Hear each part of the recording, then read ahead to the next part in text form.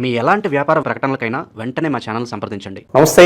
ఈరోజు మన స్టూడియోలో ప్రముఖ ఆధ్యాత్మికవేత్త, ఆస్ట్రాలజర్ బ్రహ్మశ్రీ సుభాష్ శర్మ గారు మనతో ఉన్నారు. సో గురువు గారితో మాట్లాడేద్దాం. నమస్కారం గురుగారు. శ్రీమాత్రేనమండి. గురుగారు, నక్షత్రాల సిరీస్ ప్రారంభించాం, చాలా మంచి ఆదరణ అయితే ఉంది. సో దీనిలో భాగంగా ఈరోజు మనం ఆశ్లేష నక్షత్రం గురించి మాట్లాడుకుందాం. సో కర్కాటక రాశి వాళ్ళు ఉంటారు. సాధారణంగా సహజసిద్ధ లక్షణాలు కావచ్చు, గుణగణాలు కావచ్చు ఎలా ఉంటాయి, పుట్టిన దగ్గర నుంచి మరణించే వరకు ఆశ్లేష నక్షత్రం వాళ్ళ జీవితం ఏ విధంగా ఉంటుంది, ఎలాంటి పరిహారాలు తీసుకుంటే బాగుంటుంది? చాలా మంచి ప్రశ్న, తప్పకుండా తెలియజేస్తాను. ముందుగా ప్రేక్షకులందరికీ శ్రీమాత్రే నమః, శ్రీ గురుభ్యో నమః. జ్ఞానినాంనపి చేతాంసి దేవి భగవతి హిత బలాయ కృషమోహాయ మహామాయ ప్రయశ్చతి. కర్కాటక రాశి ఇదొక డిఫరెంట్ రాశి. కర్కాటక రాశిలో జన్మించినటువంటి వారి యొక్క స్వభావము ఎలా ఉంటుంది అంటే గోడ మీద పిల్లిలాగా ఉంటుంది. ఎప్పుడు ఎటు జంపు చేస్తారో ఎవ్వరికీ తెలియదు. అంటే రెండు స్వభావాలు ఒక మనిషిలో కలిగినటువంటి వ్యక్తులు ఎవరైనా ఉన్నారు అని అంటే అది కర్కాటక రాశి వారు అని చెప్పవచ్చు. ఈ కర్కాటక రాశి వారు చూడ్డానికి చాలా ఆకర్షణీయంగా ఉంటారండి. అంటే ఎవరినైనా ఇట్టే కట్టిపడేసేటటువంటి చాకచక్యం కలిగినటువంటి వారు, చాలా అందంగా ఉండేటటువంటి వారిలో కర్కాటక రాశి వారు ఒకరు అని చెప్పుకోవచ్చు. అలాగే ఈ కర్కాటక రాశిలో పుట్టినటువంటి వారు, ఎస్పెషల్లీ ఆశ్లేష నక్షత్రంలో పుట్టినవారు కర్కాటక రాశి వాళ్ళు ఉంటారు. అలాగే ఈ ఆశ్లేష నక్షత్ర జాతకుల యొక్క స్వభావము చాలా అంటే ఎన్ని రకాల ప్రయత్నాలు చేస్తారు అంటే తమకు పని కావాలి అనుకుంటే ఎన్ని ప్రయత్నాలైనా చేస్తారు. ఎంతమందినైనా ఇబ్బందులు పెట్టైనా సరే వాళ్ళ పనిని సాధించుకుంటారు. అంటే మొండి పట్టు కలిగినటువంటి వారు కర్కాటక రాశి ఈ యొక్క ఆశ్లేష నక్షత్ర జాతకులు అని చెప్పుకోవచ్చు. అలాగే ఈ ఆశ్లేష నక్షత్రంలో పుట్టిన నాటి నుండి చాలా కష్టపడుతూ ఉంటారు. అంటే అంచెలంచెలుగా ఎదిగి జీవితంలో స్థిరపడాలి, ఎన్ని కష్టాలు వచ్చినా కూడా మనం నిలదొక్కుకోవాలి అని తరహా కలిగినటువంటి వారు. అలాగే వీళ్ళు జీవితంలో 18 సంవత్సరాల నుంచి 23-24 సంవత్సరాల వరకు కొద్దిగా కష్టపడుతూ ఉంటారు. అంటే కష్టము అనేటటువంటిది వీళ్ళ జీవితంలో అలవాటు అవుతూ ఉంటుంది. అంటే స్థిరపడడానికి దాదాపుగా ఒక 30-35 సంవత్సరాలు పడుతుంది. అంటే 35 సంవత్సరాల మీన్స్ వాళ్ళ పుట్టిన నాటి నుండి ఈ మధ్య వయసు 35 సంవత్సరాలు వచ్చింది. అంటే 18 సంవత్సరాల్లో కష్టం అనేటటువంటిది ప్రారంభమవుతుంది. ఆ కష్టం 25 సంవత్సరాలు అంటే 18 నుంచి వాళ్ళ 18 సంవత్సరం నుంచి 25 సంవత్సరాల వరకు కష్టపడతారు. 25 సంవత్సరాల నుంచి 30 సంవత్సరాల వరకు స్థిరపడడానికి ప్రయత్నం చేస్తూ ఉంటారు.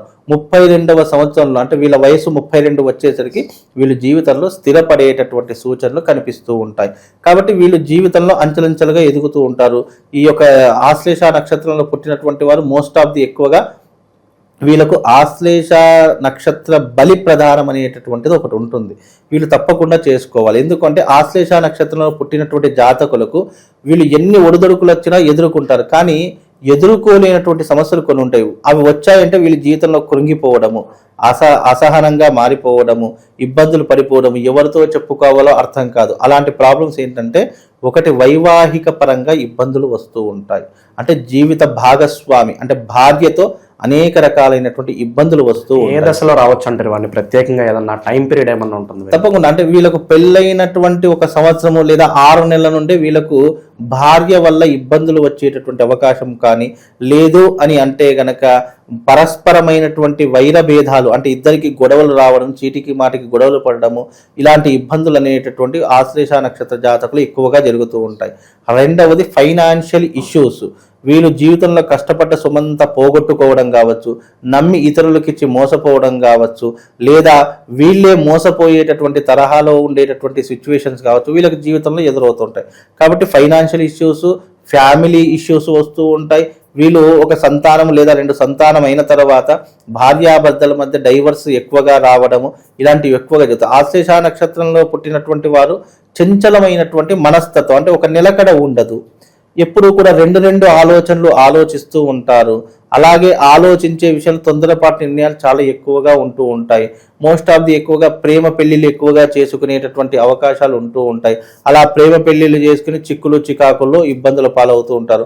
ఒకవేళ పెద్దలు కుదిరించినటువంటి వివాహం అయ్యింది అని అనుకోండి, ఇవి పరస్పరంగా అత్తాకోడలకు పడకపోవడము, లేదా కుటుంబ కలహాలు రావడము, లేదా కుటుంబం విచ్ఛిన్నం కావడము, అంటే కలిసి ఉన్నటువంటి కుటుంబం విడిపోవడము, వేరే కాపురం పెట్టడము, వేరే కాపురం పెట్టిన తర్వాత భార్యాభర్తల మధ్య పరస్పరమైనటువంటి యుద్ధ వాతావరణం రావడం, ఇలాంటివి ఎన్నో రకాలైనటువంటి విధానాలు ఈ యొక్క ఆశ్లేష నక్షత్ర జాతకులకు జరిగేటటువంటి అవకాశాలు ఉంటాయి.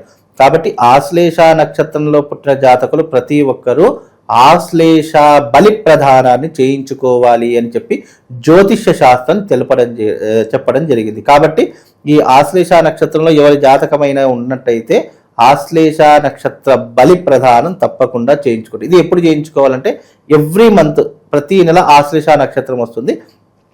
ఆ ఆశ్లేష నక్షత్రంలో మాత్రమే ఆశ్లేష బలి ప్రదానం చేయించుకోవాలి. లేదు ఎస్పెషల్లీ ప్రత్యేకంగా చేయించుకోవాలి అని అంటే గనక నాగుల చవితి, నాగపంచమి లేదా ఆదివారం రోజున ఈ ఆశ్లేష నక్షత్రం వచ్చిన రోజు, ఇలాంటి రోజుల్లో చేసుకోవచ్చు. లేదా నెలకు ఒకసారి ఆశ్లేష నక్షత్రం వస్తుంది.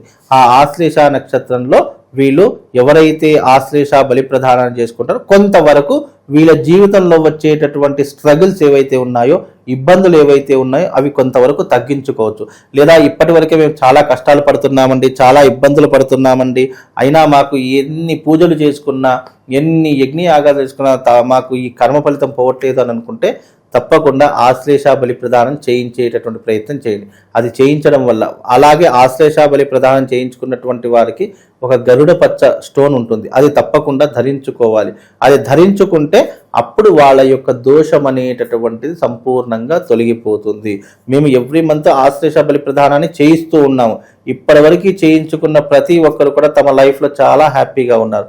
భార్యాభర్త విడిపోయేటటువంటి స్టేజ్లో ఉన్న ఆశ్లేష బలి ప్రదానం వల్ల మళ్ళీ కలిసి వచ్చేటటువంటి అవకాశాలు వాళ్ళ జీవితంలో మెరాకిల్స్ జరిగాయి. అంటే ఇవి అనుభవపూర్వకంగా ఎవరైతే చేయించుకున్నారో వాళ్ళు మాకు చెప్పినటువంటి రిజల్ట్ ద్వారా ఇది చేయించుకుంటే కొంతవరకు ఈ యొక్క ఉపశమనం కలుగుతుంది, వాళ్ళ జీవితంలో ఉన్నటువంటి ఇబ్బందులు తొలగిపోతాయి. ఎందుకంటే ఫీడ్బ్యాక్ తీసుకుంటాం. ఎవరికైతే ఏ యాగం చేయించామో, ఏ బలి ప్రదానం చేయించామో దానికి తప్పకుండా ఫీడ్బ్యాక్ తీసుకుంటాము. వాళ్ళని ఎప్పుడు కూడా ఫాలోఅప్ చేస్తూ ఉంటాము. అలా తెలిపినటువంటి వాళ్ళు ఆశ్లేష బలి ప్రదానం అంత విశేషమైనటువంటిది. కాబట్టి ఎవరైతే ఆశ్లేష నక్షత్ర జాతకులు ఉన్నారో తప్పకుండా మీది ఆశ్లేష నక్షత్రమై ఉంటే మీరు ఈ యొక్క ఆశ్లేష బలి ప్రదానం చేయించుకుంటే రాబోయేటటువంటి రోజుల్లో ఇలాంటి ఇబ్బందులు పడకుండా ఉంటారు. సో ఓవరాల్గా వీళ్ళ జీవితంలో ఇన్వెస్ట్మెంట్స్ పరంగా వీళ్ళకి ఏదైనా జాగ్రత్తలు చెప్తారు గురుగారు? ఇన్వెస్ట్మెంట్ పరంగా అంటే కనుక ఆశ్లేష నక్షత్రంలో పుట్టినటువంటి వారికి బిజినెస్ చాలా కలిసి వస్తుంది. వీళ్ళకి ఏం బిజినెస్ చేస్తే బాగుంటుంది అని అనుకుంటే కనుక వీళ్ళకు ఫుడ్ మేనేజ్మెంట్ కలిసి వస్తుంది. అంటే ఫుడ్కి సంబంధించిన రెస్టారెంట్స్ కావచ్చు, హోటల్స్ కావచ్చు, లేదా ఈ యొక్క ఈ రెస్టారెంట్ సంబంధించినటువంటి కొత్త ఇవి వస్తున్నాయి. అంటే ఈ ఆన్లైన్ జొమాటో లాంటివి కానీ, స్విగ్గీ లాంటివి కానీ ఇలా చేసుకోవచ్చు. లేదా హోమ్ ఫుడ్స్ కానీ, స్వీట్ షాప్స్ లాంటివి కానీ, ఇలాంటివి అంటే ఫుడ్కి సంబంధించినటువంటి ఎలాంటి బిజినెస్ అయినా వీళ్ళు పెట్టుకోవచ్చు. రెండవది గోల్డ్ బిజినెస్, గోల్డ్ ఫైనాన్స్ పెట్టుకోవచ్చు. అలాగే వీళ్ళకి ఏంటి అంటే మార్కెటింగ్ ఫీల్డ్ కూడా చాలా కలిసి వస్తుంది. సాఫ్ట్వేర్ రంగం కూడా చాలా కలిసి వస్తుంది. గవర్నమెంట్ రంగంలో ఉన్నటువంటి వారు అని అంటే కనుక ఉపాధ్యాయ వృత్తి కలిసి వస్తుంది. అలాగే ఈ గవర్నమెంట్ రంగంలో ఉన్నటువంటి అనేక రకాల తరహాల్లో ఉపాధ్యాయ వృత్తి వీళ్ళకి చాలా కలిసి వచ్చాయి. ఎందుకంటే వీళ్ళు పెద్ద ఫిలాసఫరు, అలాగే వీళ్ళు 10 మందికి నేర్పరిగా ఉండేటటువంటి సిచ్యువేషన్స్ చాలా వీళ్ళ జీవితంలో ఎదురవుతుంటాయి. కాబట్టి వాళ్ళ జీవితాలకి వాళ్ళ పాఠంలా చెప్పేటటువంటి అవకాశాలు కూడా వీళ్ళ జీవితంలో ఉంటాయి. కాబట్టి ఇలాంటి తరహాలో ఉన్నటువంటి ఏదైనా కూడా వీళ్ళ జీవితంలో కలిసి వస్తుందండి. ఆశ్లేష నక్షత్రం వాళ్ళు వీళ్ళ జీవితం అంతా కూడా ఎటువంటి దైవారాధన కావచ్చు, ఏదైనా శక్తివంతమైన ఆలయాలు సందర్శిస్తే బాగుంటుంది అనుకుంటే ఏదన్నా వీళ్ళకి సజెషన్? ఆశ్లేష నక్షత్రానికి అధిపతి సర్పం అవుతూ ఉంటుంది. నక్షత్రాధిపతి చంద్రుడు అవుతాడు. అలాగే ఆశ్లేష నక్షత్రానికి అధిపతి ఎవరు అని అంటే సర్పము. కాబట్టి వీళ్ళు తప్పకుండా ఏం చేయించుకోవాలి అని అంటే గనక శ్రీశైల క్షేత్ర దర్శనం కావచ్చు, లేదు అని అంటే గనక వీళ్ళు ఈ యొక్క 12 జ్యోతిర్లింగ దర్శనం కావచ్చు, ఇలాంటివి చేసుకోవచ్చు. లేదా కాశీ లాంటి ప్రదేశానికి వెళ్ళి అక్కడ 9 రోజులు నిద్ర చేసి వచ్చినా వీళ్ళకు విశేషమైనటువంటి పుణ్య ఫలితం కలుగుతుంది. అలాగే తప్పకుండా వీళ్ళు ఈ యొక్క గరుడ పచ్చను తప్పకుండా ధరించడం ద్వారా వీళ్ళకి శుభం లాభం కలుగుతుందండి.